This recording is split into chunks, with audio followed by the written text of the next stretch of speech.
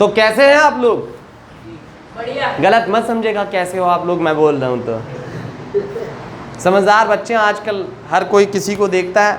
तुम अगर कोई किसी को मत देखो, बस मुझे देखो। यूट्यूब पे लाइक करो, शेयर करो, सब्सक्राइब करो, बाकी मैथ सोचो में आपका फिर से स्वागत है। तो आगे बढ़ते हैं। कुछ क्वेश्चंस रह गए थे, हमने कुछ किए थे, कुछ क्वेश्चन रह गए थे 3.3 के, और बाकी हम करते हैं क्वेश्चन नंबर 3.3 का थर्ड का फोर्थ। 3.3 का थर्ड का क्वेश्चन नंबर 4। 3.3 का थर्ड का फोर्थ, ठीक है।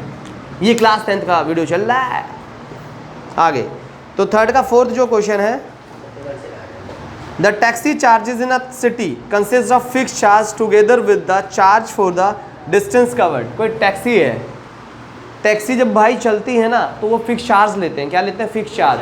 आप मान लेते हैं ऑटो में बैठे, ऑटो का पहले किलोमीटर का भाड़ा जानते हो कितना होता है?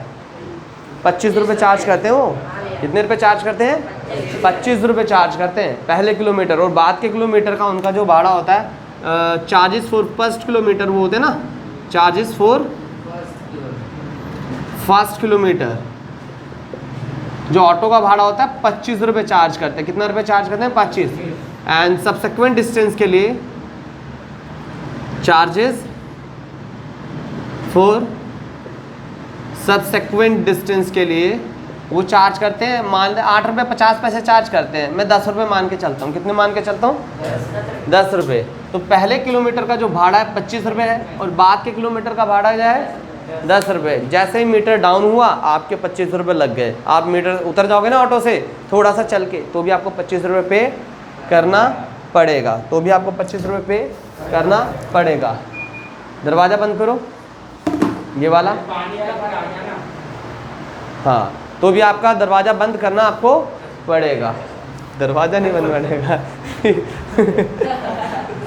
मतलब 25 रुपये पे करना पड़ेगा। तो पहले किलो, अच्छा मान लेते हैं आपने 11 किलो ट्रैवल किया, तो कितने रुपए दोगे?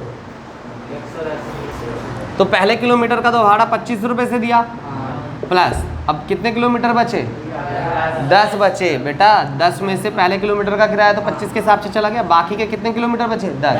और 10 रुपये का 10 के हिसाब से 100, तो 125 रुपये। 25 से 25, 25 चौका 100, तो 125 रुपये देने पड़ेंगे। नहीं आई बात समझ? अच्छा, आप यही चीज़ 21 किलोमीटर ट्रैवल करते हो तो कितना देना पड़ता? पहले किलोमीटर का 25 से, और बाकी कितने बचे? 20 किलोमीटर का 10 के हिसाब से 200, है ना। तो कितना देना? 25 प्लस में 200 इक्वल 225 रुपये देना पड़ता, है ना। ऐसे देना पड़ता, ठीक है। नहीं समझ आया? क्वेश्चन में मगर वेरिएशन है। क्वेश्चन में क्या है कि हमें ये नहीं बोला कि पहले किलोमीटर का जो है भाड़ा इतना है। ये ऑटो की बात थी, यहाँ टैक्सी चल रही, बात तो सेम है। इन्होंने पहले किलोमीटर का भाड़ा फिक्स माना है। क्या माना है? तो taxi charges in a city consist of fix charge. क्या है उसमें? फिक्स चार्ज है। तो with the charges for distance covered, तो बाद के डिस्टेंस के लिए अलग अलग चार्जेस हैं। तो for the distance of 10 kilometre जो द चार्जेस इज, तो 10 किलोमीटर के चार्जेस कितने दे रखे हैं उन्होंने? 10 किलोमीटर अगर ट्रैवल करता है तो 105 देना पड़ता है, 105 रुपये देने पड़ते हैं। And if he travels 15 kilometre, अगर 15 किलोमीटर ट्रैवल करता है तो 155 रुपये देने पड़ते हैं। 155 बर्तन चमके हरदम, 155 बर्तन चमके हरदम, तो 115 रुपये 155 देने पड़ते हैं ना, ठीक है। तो what are the fix charges? तो कह रहा है फिक्स चार्जेस क्या है? Fixed charges. हिंदी में आप लोगों ने क्वेश्चन पढ़ा होगा, वहाँ लिखा होगा नियत भाड़ा। किसी ने पढ़ा है तो चेक करो भाई, नियत भाड़ा है या नहीं? नियत भाड़ा। तो कहते हैं what are the fix charges and the charges per kilometre. The charges per kilometre पढ़ा हिंदी में? हाँ, प्रति किलोमीटर, प्रति किलोमीटर। तो चार्जेस फॉर प्रति किलोमीटर मतलब charges, the charges per kilometre, तो प्रति किलोमीटर भाड़ा। ये निकालना है हमें। क्या निकालना है? क्वेश्चन मार्क, ये क्वेश्चन मार्क है ना। तो हाउ मच कहता है, how much does a person have to pay travelling of distance 25 kilometre. उसके बाद कह रहा है कि एक बंदा अगर 25 किलोमीटर ट्रैवल करता है तो कितना देना पड़ेगा। तो अभी देखो, अभी हमें पता लग जाए फिक्स चार्ज कितना, पहले किलोमीटर का भाड़ा कितना है और बाद के किलोमीटर का भाड़ा कितना है, तो निकाल सकते हैं 25 किलोमीटर का कितना लगेगा। जैसे अभी हमें पता था पहले किलोमीटर का भाड़ा 25 रुपये था, जो फेयर था पहले किलोमीटर, उसके बाद का 10 था, तो इसके हिसाब से हमने लगा लिया था। पहले 11 किलोमीटर गया था, 21 किलोमीटर गया था, तो आसानी से हम निकाल सकते थे। तो अगर हमें पता लग जाए फिक्स चार्ज कितना है, ऑटो में बैठते ही कितना लग गया, और बाद का तो उसमें कह दिया कि फिक्स चार्ज तो मान लेते हैं निकालना, तो let be the fix charge कितना मान ले, एक्स। मगर यहाँ पर ये नहीं बोला कि ये पहले किलोमीटर का भाड़ा। फिक्स चार्ज का मतलब आप ऑटो में बैठे लग गया पैसा आपको, अगर आपने उस टैक्सी में बैठे 20 रुपये हैं तो 20 लग गए, उसके बाद के हिसाब से चार्ज होगा। ये 10 किलोमीटर का, उसके बाद से अलग से चार्ज होगा। वो यहाँ पर अलग है ये सीन, वहाँ पर ऑटो वाला सीन था, यहाँ फिक्स चार्ज है। तो क्या फिक्स चार्ज निकालना है, फिक्स चार्ज का मतलब नियत वह, तो माना कि let be the fix charges, है ना, let be the fixed charges. तो क्या माना जाए फिक्स चार्जेस को, एक्स। माना कि नियत भाड़ा, भाई हिंदी वाले पढ़ लिया करो क्वेश्चन और थोड़ा बहुत हेल्प किया करो, ठीक है। एक्स रुपीज़ ना, नियत भाड़ा एक्स है। फिर let be the charges per kilometre, let be the charges per kilometre. X रुपये क्यों है, क्योंकि बेटा वो रुपीज़ में तो माना ना उन्होंने, फिक्स जो चार्ज है, आप रुपए लगाओ या ना लगाओ, मतलब बस ये है कि वो 100 रुपये लग गया तो मैंने रुपीज़ लगा लिया, आपके दिमाग में कैलकुलेशन बना रहे। चार्जेस पर किलोमीटर, तो माना कि प्रति किलोमीटर भाड़ा, तो वाई मान लेते हैं, वाई रुपीज़ लिख लो या वाई, चलो एक बार लिख दिया, एक बार लिख दिया, ठीक है। वाई, एक्स या वाई लिख दो, कोई प्रॉब्लम नहीं। तो अब कह रहा है कि 10 किलोमीटर जब वो ट्रैवल करता है कितना रुपए देता है, तो charges for 10 kilometre, charges for 10 kilometre कितना दे रखा है, 105। 10 किलोमीटर का भाड़ा कितना दिया हुआ है, 105 दिया हुआ है। तो 10 किलोमीटर के भाड़े में मैंने बता दिया था कि भाई फिक्स चार्ज तो इंक्लूड है, भाई वो ऑटो में बैठा तुरंत दिया 100 रुपये प्लस, अब बाद के किलोमीटर का भाड़ा कितना है, वाई, तो कितने किलोमीटर गया वो 10, तो 10 गुना वाई बराबर 105। तो क्या हो जाएगा, एक्स प्लस 10 वाई इक्वल 105। एक इक्वेशन बनी, नहीं समझ आया, पक्का आया। अब कहता है 15 किलोमीटर गया जिसके लिए उसने 155 दिए, तो लिखें चार्जेस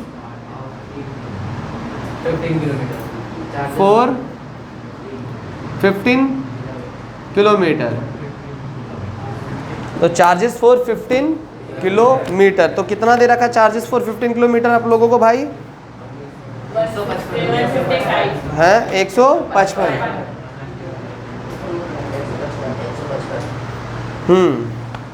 तो चार्जेस पेड फॉर, ऐसा भी लिख सकते हैं, charges paid for 15 kilometre, charges paid for 15 kilometre या चार्जेस फॉर 15 किलोमीटर। तो 15 किलोमीटर का भाड़ा, 15 किलोमीटर ट्रैवल करने का भाड़ा लिख सकते हैं, 15 किलोमीटर का भाड़ा। इसकी स्टेटमेंट बड़ी होती है तो इस स्टेटमेंट में नहीं निकलवा रहा हूँ इतनी सारी, आपको समझ आना चाहिए। तो हम ये लिख सकते हैं charges paid by someone for 10 kilometre, ऐसा भी लिखा जा सकता था, मतलब 10 किलोमीटर जाने का भाड़ा या दूरी तय करने का भाड़ा, ऐसा भी लिख सकते थे।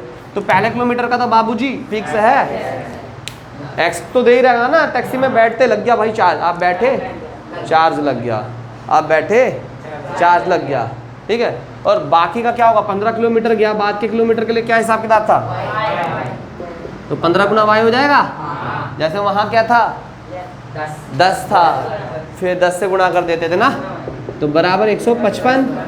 तो 15 प्लस में 15 वाई, एक्स प्लस में 15 वाई इक्वल 155। ये हो गई सेकंड इक्वेशन।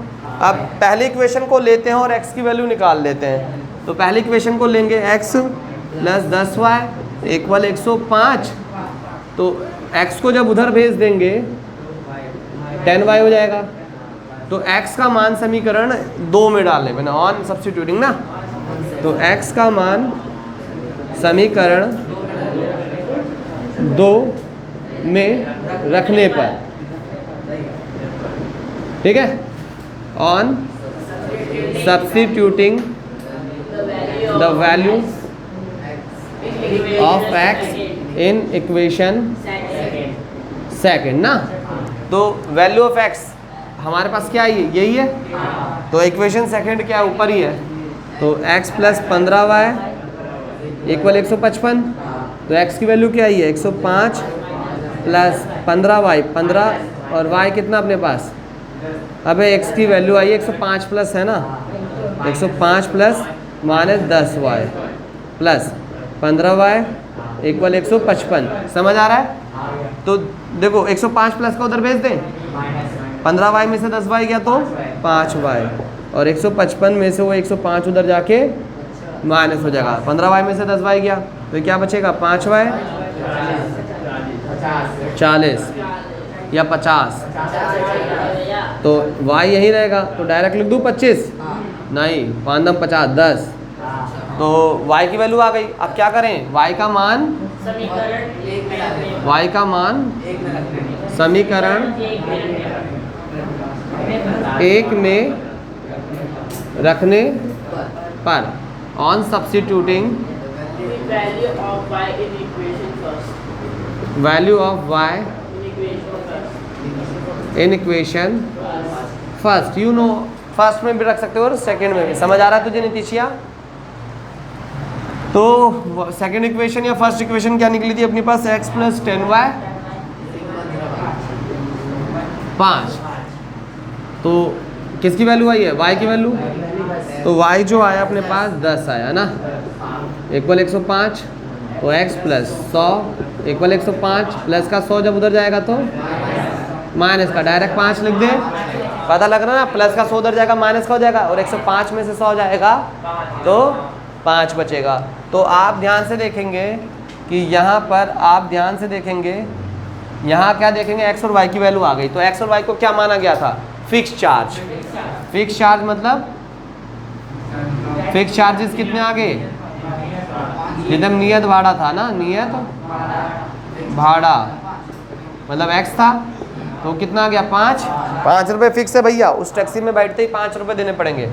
फिर उसके बाद प्रति किलोमीटर भाड़ा, चार्जेस 4 पर किलोमीटर, चार्जेस 4 पर किलोमीटर, प्रति किलोमीटर भाड़ा। इसको क्या माना गया था, y। कितना आया y 10, ठीक है। तो कह रहा था एक और चीज़ निकालनी है, 25 किलोमीटर का भाड़ा, 25 किलोमीटर का भाड़ा। अच्छा 25 किलोमीटर का भाड़ा क्या होगा, x प्लस 25y होगा, पहले किलोमीटर का फिक्स है, और 25 किलोमीटर का 25y नहीं हो जाएगा। जैसे ये था 10 किलोमीटर का x प्लस 10y, यहाँ 15 किलोमीटर का x प्लस 15y, 25 किलोमीटर का x प्लस 25y। तो charges for 25 kilometre, charges for 25 kilometre ना। नहीं आया समझ। तो x कितना अपने पास आया 5 प्लस 25 और y 10, तो 5 प्लस 250 255। ये समझ आई बात। तो इस क्वेश्चन को नोट किया जाए, मगर अपने आप से क्वेश्चन को करना है, यहाँ से नकल नहीं मारनी है, ठीक है। जो मुझे अभी यहाँ देख रहे हो और जो मुझे यूट्यूब पे देखेंगे, प्लीज़ अपने आप से करना। समझ आया तो अच्छी बात है, नहीं आया तो उतारने का भी कोई बात नहीं है, रद्दी है कॉपी घर पे, ठीक है। तो देखते हैं क्वेश्चन नंबर 5 3.3 का थर्ड क्वेश्चन का 5th क्वेश्चन। तो आ फ्रैक्शन बिकम्स 9/11, एक फ्रैक्शन 9/11 हो जाती है if 2 edited to both numerator and denominator. तो न्यूमरेटर एंड डिनोमिनेटर, अंश और हर में अगर क्या जोड़ दिया जाता है, अगर 2 जोड़ दिया जाता है, अंश में भी और हर में भी। तो मैं अंश और हर को न्यूमरेटर और डिनोमिनेटर मान के इसमें भी 2 जोड़ दिया और इसमें भी 2 जोड़ दिया, तो क्या आंसर दे रहा है, 9/11। पहली कंडीशन ये मिली है ना। उसके बाद कहता है if 3 edited to both numerator and denominator, मतलब अंश और हर में दोनों में क्या जोड़ दिया जाए, 3 जोड़ दिया जाए, तो क्या बन जाता है 5/6 बन जाता है। तो फाइंड द फ्रैक्शन, तो फ्रैक्शन निकालनी है, भिन्न निकालनी है। क्या निकालनी है? फ्रैक्शन, मतलब भिन्न निकालनी है। अब भिन्न क्या होती है? भिन्न वो संख्या होती है जो बटे में होती है, फ्रैक्शन वो संख्या होती है जो अपॉन में होती है। जैसे 3/4, 5/6, 7/2/4, कुछ भी है ना। तो ऊपर वाली संख्या हमारी न्यूमरेटर होती है, नीचे वाली डिनोमिनेटर, मतलब अंश होता है, नीचे वाला हर होता है ना। तो कह रहा है भिन्न निकालनी है, तो अंश और हर निकल जाएंगे तो भिन्न निकल जाएगी। तो हमें क्या निकालनी है? फ्रैक्शन निकालनी है। अंश और हर में 2-2 जोड़ा तो कुछ मिला, अंश और हर में 3-3 जोड़ा तो कुछ मिला। तो सबसे पहले हमें अंश और हर पता होना चाहिए, न्यूमरेटर और डिनोमिनेटर पता होना चाहिए। अगर हमें न्यूमरेटर और डिनोमिनेटर नहीं पता तो हम पॉसिबल नहीं है कि हम इस चीज को सॉल्व कर पाए। तो क्या मान ले? न्यूमरेटर को x मान ले, लेट बी द न्यूमरेटर, क्या मान लिया जाए? x, माना कि अंश है ना, x आ गया ना। फिर क्या होगा? लेट बी डिनोमिनेटर, माना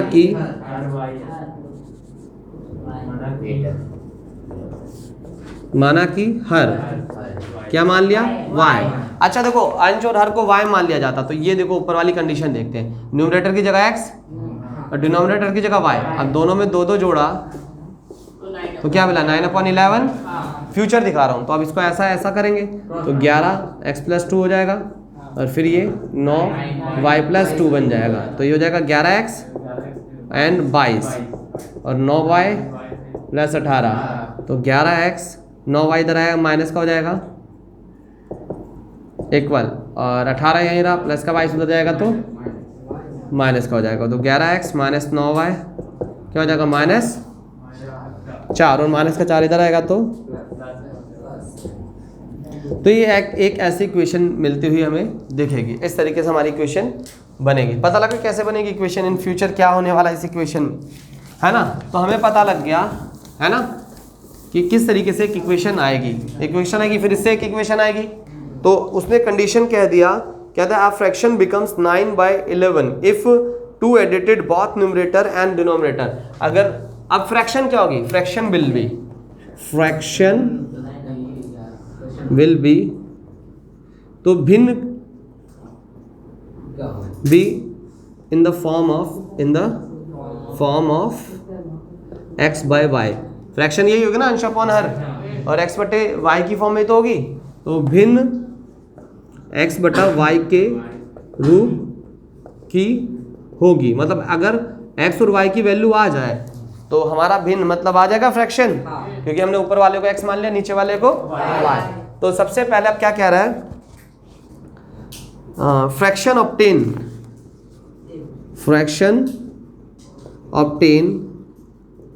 व्हेन, फ्रैक्शन क्या मिलती है?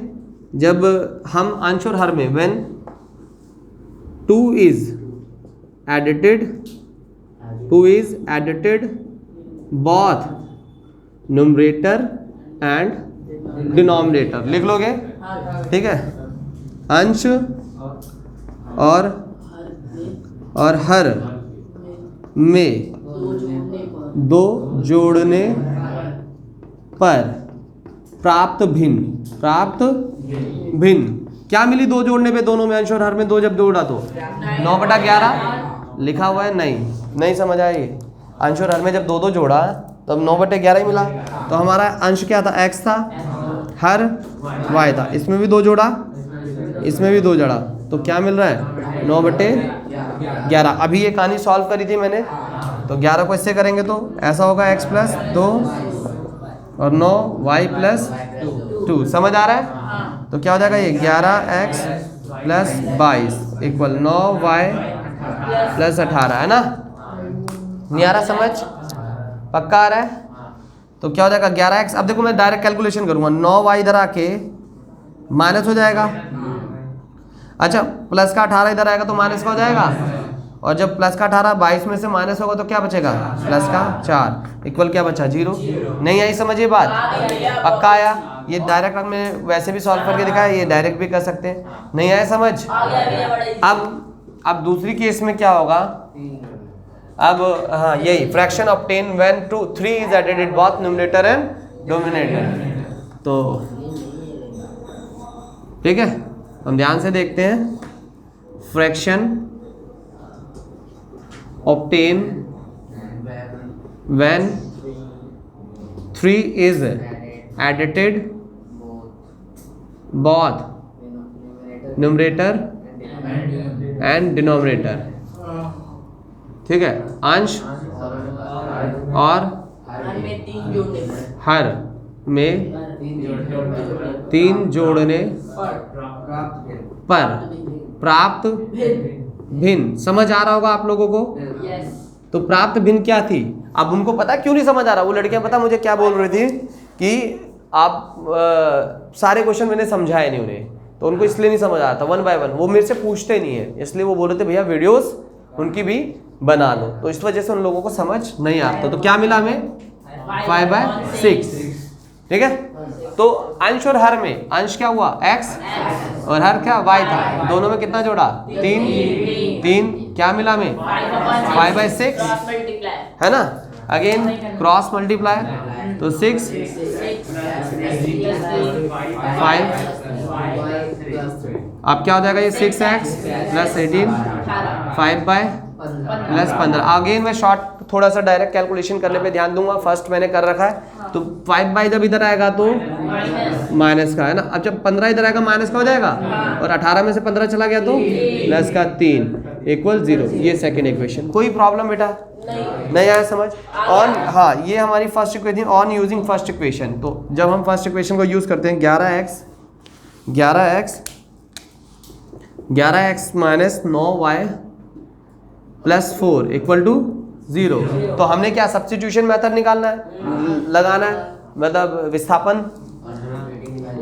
है ना।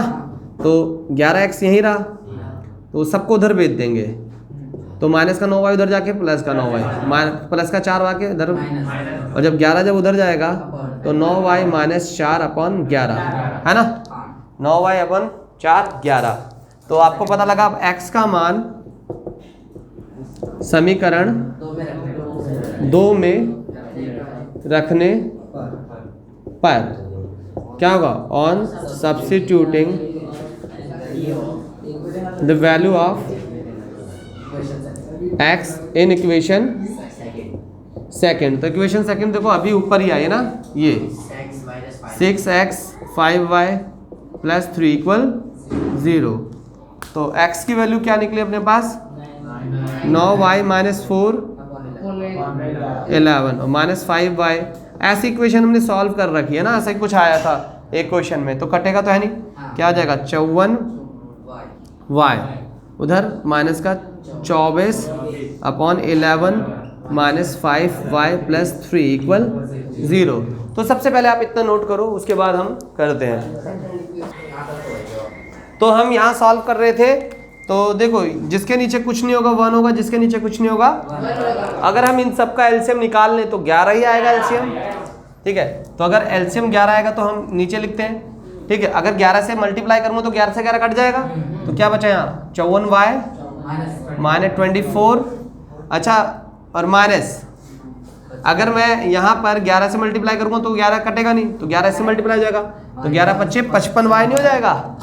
समझ आ रही है बात, 55y प्लस इससे मल्टीप्लाई करूंगा 11 को, 11 33 इक्वल 0 चल रहा है।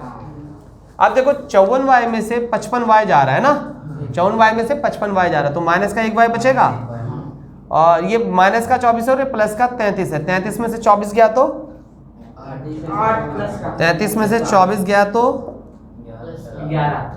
13 में से 4 गया 9, तो प्लस का 9 बचेगा अपॉन में 11। अच्छा 11 जब उधर कर दें तो 11 मल्टीप्लाई हो जाएगा 0 से, तो -1y प्लस 9 इक्वल 0, और माइनस का प्लस का 9 जब उधर जाएगा तो माइनस खत्म, y की वैल्यू कितनी आ गई 9 आ गए ना। अब y का मान समीकरण 1 में रख दें। y का मान समीकरण 1 में रखने पर on substituting the value of y in equation first. और y की वैल्यू क्या है अपनी बच्चे? 9 और इक्वेशन फर्स्ट क्या थी बोल लो? इक्वेशन फर्स्ट क्या थी बोलो? 11x minus 9y plus 4 equal 0।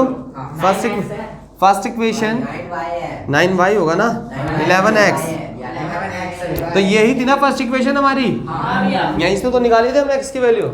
तो 11x माइनस 9y कितना आया? 9 प्लस 4 इक्वल 0। तो 11x 9 9 जा 81 प्लस 4 इक्वल 0। माइनस का 81 प्लस का 4 माइनस का 77 हो जाएगा इक्वल 0। और माइनस का 77 उधर जाएगा तो प्लस का, और x यहीं रहा 7। x की वैल्यू कितनी आ गई? 7। तो हमारी जो फ्रैक्शन थी बच्चों, हमारी फ्रैक्शन किस फॉर्म की थी? फ्रैक्शन जो थी x अपन y की फॉर्म में थी। तो फ्रैक्शन विल बी, फ्रैक्शन जिसे हम कहते हैं भिन्न, भिन्न ही लिख लेते ना, भिन्न बराबर जो होगी x अपन y की फॉर्म में होगी। तो x की वैल्यू भाई क्या आई हमारी? 7 और y की वैल्यू 7/9। तो ये हमारी फ्रैक्शन निकल कर आती है। तो मुझे उम्मीद है कि आपको ये क्वेश्चन समझ आया होगा।